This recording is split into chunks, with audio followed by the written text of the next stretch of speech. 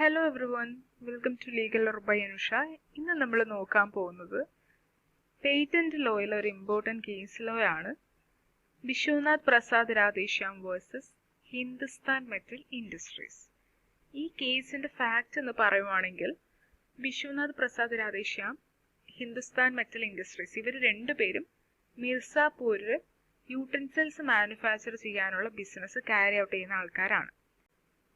ഇതിൽ റെസ്പോണ്ടന്റ് ഒരു device invent ചെയ്തു. അത് യൂട്ടൻസിൽസ് മാനുഫാക്ചർ ചെയ്യാനുള്ള ഒരു മെത്തേഡാണ്.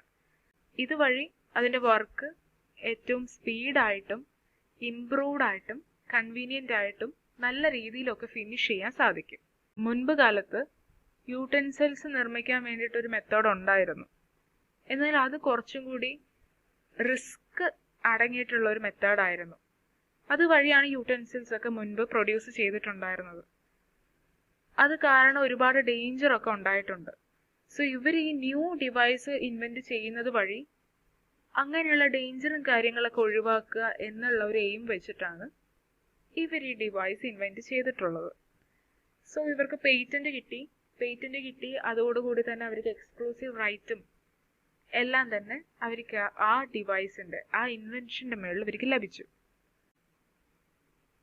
സെപ്റ്റംബർ 1952 റെസ്പോണ്ടന്റ് മനസ്സിലാക്കുന്നത് അപ്പലന്റ്, അതായത് ഹിന്ദുസ്ഥാൻ മെറ്റൽ ഇൻഡസ്ട്രീസ് ഈ സെയിം പേറ്റന്റഡ് മെത്തേഡ് അവർ യൂസ് ചെയ്യുന്നുണ്ട് യൂട്ടൻസിൽസ് മാനുഫാക്ചർ ചെയ്യാൻ വേണ്ടിയിട്ട് എന്ന്. ഇപ്പോൾ റെസ്പോണ്ടന്റ് എന്ത് ചെയ്തു എന്ന് വെച്ച് കഴിഞ്ഞാൽ അവരിത് ഇൻഫ്രഞ്ച് ചെയ്തു എന്ന് പറഞ്ഞൊരു നോട്ടീസ് അയക്കുകയാണ് ഉണ്ടായിരുന്നത്. ഈ നോട്ടീസ് അയച്ചതിന് ശേഷവും അപ്പലന്റ് ഈ സെയിം പ്രോസസ്സ്, യൂട്ടൻസിൽസ് മേക്ക് ചെയ്യുന്ന ഈ സെയിം പ്രോസസ്സ് കണ്ടിന്യൂ ചെയ്തു. അങ്ങനെ കണ്ടിന്യൂ ചെയ്തപ്പോൾ റെസ്പോണ്ടന്റ് പെർമനന്റ് ഇൻജങ്ഷന് വേണ്ടിയിട്ട് ഒരു സ്യൂട്ട് ഫയൽ ചെയ്തു.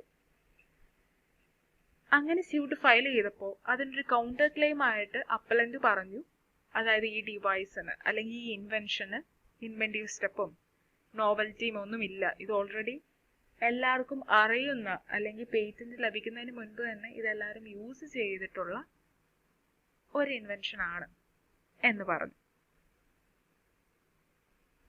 സോ ഈ കേസിൽ മെയിനായിട്ട് 3 ഇഷ്യൂ ആണ് നമ്മൾ ഡിസ്കസ് ചെയ്യുന്നത്. അതിൽ ഫസ്റ്റ് വൺ എന്ന് പറയുന്നത് ഇതിന് ഇൻവെന്റീവ് സ്റ്റെപ്പ് ഉണ്ടോ എന്നാണ്. സെക്കൻഡ് പറയുന്നത് ഈ ഇൻവെൻഷൻ ഒരു യൂട്ടിലിറ്റി, എന്തെങ്കിലും ഒരു യൂസ്ഫുൾ ആയിട്ടുള്ള എന്തെങ്കിലും ഒരു കാര്യം ഉണ്ടോ എന്നാണ്.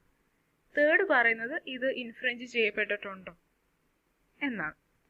സോ ഇതിൽ അപ്ലിക്കബിൾ ആയിട്ടുള്ള ലോ എന്ന് പറയുന്നത് Indian patent and designs act 1911, അതുപോലെ തന്നെ ദ പേറ്റൻസ് ആക്ട് 1970. ഈ 2 ആക്ടാണ്. സോ ഇതിൽ അപ്പലന്റിന്റെ ആർഗ്യുമെന്റ് എന്ന് പറയുവാണെങ്കിൽ ഇൻവെന്റീവ് സ്റ്റെപ്പിന്റെ കോൺസെപ്റ്റിൽ അവർ പറയുന്നത് ഇതിനൊരു ഇൻവെന്റീവ് സ്റ്റെപ്പ് ഇല്ല, അതുപോലെ തന്നെ നോവൽറ്റി ഇല്ല, ഇതിലൊന്നും പുതിയതായിട്ടില്ല, ഓൾറെഡി ഇതൊക്കെ തന്നെ എല്ലാവർക്കും അറിയുന്നതാണ്. പഴയ കാലം തൊട്ട് തന്നെ യൂട്ടൻസിൽസ് മേക്ക് ചെയ്യാൻ വേണ്ടിയിട്ട് യൂസ് ചെയ്യുന്ന ഒരു പ്രോസസ്സാണ് ഇത്, പുതിയതായിട്ടൊന്നും തന്നെ ഇല്ല എന്നാണ് ഇൻവെന്റീവ് സ്റ്റെപ്പിന്റെ കേസിൽ ഇവർ പറഞ്ഞിട്ടുള്ള ആർഗ്യുമെന്റ്. യൂട്ടിലിറ്റിയുടെ കാര്യത്തിൽ ഇവർ പറഞ്ഞിട്ടുള്ള എന്താന്ന് വെച്ചിട്ടുണ്ടെങ്കിൽ ഇത് കൊണ്ടൊരു പ്രത്യേകമായിട്ടുള്ള യൂസ്ഫുൾ ആയിട്ടുള്ള കാര്യങ്ങളൊന്നുമില്ല.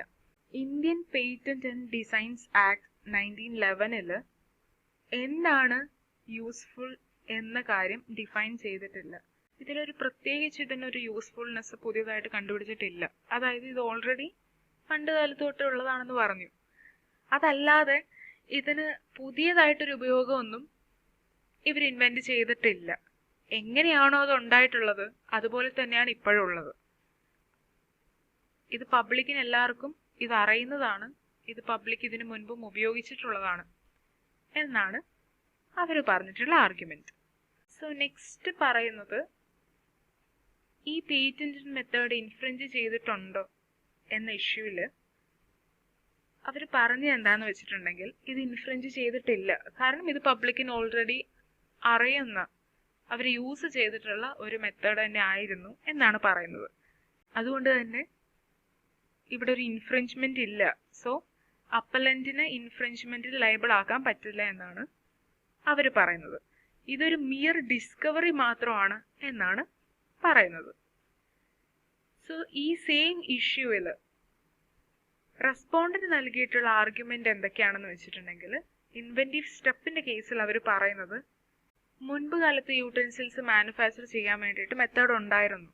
ആ മെത്തേഡ് യൂസ് ചെയ്യുന്നത് വഴി വർക്ക്മെന്നിന് ഒരുപാട് ഇഞ്ചുറീസ് ഉണ്ടായിട്ടുണ്ട്. അങ്ങനെ ഇഞ്ചുറീസ് ഉണ്ടായത് കൊണ്ട് ഇതിന്റെ മാനുഫാക്ചറിങ് 5-6 കൊല്ലത്തേക്ക് മിർസാപൂറിൽ നിർത്തിവെച്ചിട്ടുണ്ട്. സോ ഇവര് ഈ പുതിയൊരു ഇൻവെൻഷനുമായിട്ട് വന്നതിന്റെ പേരെന്ന് പറയുന്നത് മൗണ്ടിങ് മെത്തേഡാണ്. ഈ മൗണ്ടിങ് മെത്തേഡ് 1951 പേറ്റന്റ് ലഭിക്കുന്നത്. ഈ മെത്തേഡിൽ അവർ ലേത്ത് യൂസ് ചെയ്തിട്ടുണ്ട്. അതിൽ ഹെഡ് സ്റ്റോക്കും ടെയിൽ സ്റ്റോക്കും പിടിപ്പിച്ചിട്ട് ഈ ടെയിൽ സ്റ്റോക്കിലാണ് ആർട്ടിക്കിൾ ഹോൾഡ് ചെയ്യുന്നത്. ഇത് ഹോൾഡ് ചെയ്യുന്നത് വഴി നല്ല പ്രഷറിലും ഈ മെറ്റൽ സ്പിന്നിങ് പാഡ് അറ്റാച്ച് ചെയ്തിട്ട് നടക്കുന്നുണ്ട്. സോ അതുവഴി ഇഞ്ചുറീസ് ഒന്നും ഉണ്ടാവുന്നില്ല. ഈ ഒരു മെത്തേഡ് പബ്ലിക്കിന് അറിയോ അല്ലെങ്കിൽ അവർ യൂസ് ചെയ്തിട്ടുള്ള മെത്തേഡോ അല്ല. അതുകൊണ്ട് അതിന് ഇൻവെന്റീവ് സ്റ്റെപ്പ് ഉണ്ടെന്നും ന്യൂ ആണെന്നും ആണ് ഇവർ പറയുന്നത്. മുൻപുണ്ടായിട്ടുള്ള മെത്തേഡ് വഴി പല ഇഞ്ചുറീസും ഉണ്ടായിട്ടുണ്ട്. സോ അതിൽ നിന്നും ഒരു ഇംപ്രൂവ്ഡ് മെത്തേഡാണ് ഇവർ ഉണ്ടാക്കിയിട്ടുള്ളത് എന്നാണ് ഇവർ ക്ലെയിം ചെയ്യുന്നത്. ഇനി സെക്കൻഡ് ആർഗ്യുമെന്റിൽ, അതായത് യൂട്ടിലിറ്റി ഉണ്ടോ എന്ന ചോദ്യത്തിന് അവർ പറയുന്നത് യൂട്ടിലിറ്റി ഉണ്ട്. കാരണം മുൻപ് ഇഞ്ചുറീസ് ഒക്കെ ഉണ്ടായെന്ന് പറഞ്ഞു. ഇവർ ഈ പുതിയ ഇംപ്രൂവ്മെന്റ് കൊണ്ടുവന്നപ്പോഴേക്ക് അത് കുറച്ചുകൂടി സേഫ് ആയിട്ട്, സ്പീഡി ആയിട്ട്, കൺവീനിയന്റ് ആയിട്ട് കാര്യങ്ങളൊക്കെ ചെയ്യാൻ സാധിച്ചു. അതുവഴി ഡേഞ്ചർ ഒക്കെ തന്നെ ഒഴിവാക്കാൻ വേണ്ടി സാധിച്ചിട്ടുണ്ട്. സോ അവിടെ ഒരു യൂസ്ഫുൾനെസ് ഉണ്ടായിട്ടുണ്ട് എന്നാണ് പറയുന്നത്. ഇനി നെക്സ്റ്റ് ആർഗ്യുമെന്റ് എന്ന് പറയുന്നത് ഇവിടെ ഒരു ഇൻഫ്രിഞ്ച്മെന്റ് ഉണ്ടായിട്ടുണ്ടോ എന്ന കേസാണ്. സോ ഇവർ പറയുന്നത് 1951 ഇവർക്ക് പേറ്റന്റ് ലഭിച്ചു, 1952 ഈ മെത്തേഡ് ഇൻഫ്രിഞ്ച് ചെയ്യപ്പെട്ടത് എന്നാണ്. സോ ഇവിടെ എന്ന് പറഞ്ഞു കഴിഞ്ഞാൽ ഇതിന് ഇൻവെന്റീവ് സ്റ്റെപ്പ് ഉണ്ടെന്നും നോവൽറ്റി ഉണ്ടെന്നുമാണ് ഇവർ ക്ലെയിം ചെയ്യുന്നത്. ഇവർ പറയുന്നത് ഇൻഫ്രിഞ്ച്മെന്റ് ഉണ്ടായിട്ടുണ്ട്, ഇത് ഓൾറെഡി പ്രൊട്ടക്ട് ചെയ്തിട്ടുള്ള ഇൻവെൻഷൻ ആണ്, ഇവിടെ ഇമിറ്റേഷനും അതുപോലെ തന്നെ അഡോപ്ഷനും ഉണ്ടായിട്ടുണ്ട് എന്നാണ് പറയുന്നത്. സോ ഈ കേസിൽ ഡിസിഷൻ എങ്ങനെയാണ് കോർട്ട് എടുത്തത് എന്ന് വെച്ചിട്ടുണ്ടെങ്കിൽ, കോടതി പറഞ്ഞിട്ടുള്ളത് പേറ്റന്റ് ഗ്രാന്റ് ചെയ്യുന്ന ഇൻവെൻഷന് നോവൽറ്റിയും യൂട്ടിലിറ്റിയും ഉണ്ടായിട്ടുണ്ടാവണം എന്നാണ് പറയുന്നത്. ഈ പേറ്റന്റ് ലഭിച്ചിട്ടുള്ള ഇൻവെൻഷൻ യൂസ്ഫുൾനെസ് നിർബന്ധമായിട്ട് ഉണ്ടാവണം. അതായത് യൂസ്ഫുൾനെസ് ഇല്ല അല്ലെങ്കിൽ യൂട്ടിലിറ്റി ഇല്ല എന്നത് റിവോക്ക് ചെയ്യാനുള്ള ഒരു ഗ്രൗണ്ട് ആയിട്ടാണ് മാറുന്നത്. അതുകൊണ്ട് തന്നെ പേറ്റന്റബിലിറ്റി എന്ന് പറയുന്നത് സാറ്റിസ്ഫൈ ചെയ്യണമെങ്കിൽ അവിടെ ആ ഇൻവെൻഷന് ഇൻവെന്റീവ് സ്റ്റെപ്പും യൂട്ടിലിറ്റിയും നോവൽറ്റിയും ഒക്കെ തന്നെ നിർബന്ധമാണ്. സോ ഇവിടെ ഈ ഇൻവെൻഷന്റെ കാര്യത്തിൽ ഇതൊരു ന്യൂ മാനുഫാക്ചർ അല്ല. അതായത് ഇവിടെ ഈ ഓൾഡ് ഇൻവെൻഷന് അവർ കുറച്ച് ചേഞ്ചസ് വരുത്തുകയാണ് ഉണ്ടായിട്ടുള്ളത്. അതായത് ഇവിടെ ഒരു മിയർ അപ്ലിക്കേഷൻ ആണ് ഇവർ കൂടുതൽ ഇതിന്റെ മേളിൽ ചെയ്തിട്ടുള്ളത്. അതുകൊണ്ട് തന്നെ ഇതൊരു പുതിയ ഇൻവെൻഷൻ ആണ് എന്ന് നമുക്ക് ഒരിക്കലും പറയാൻ പറ്റില്ല.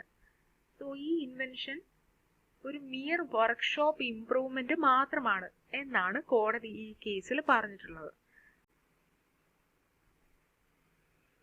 So thank you everyone for watching the video.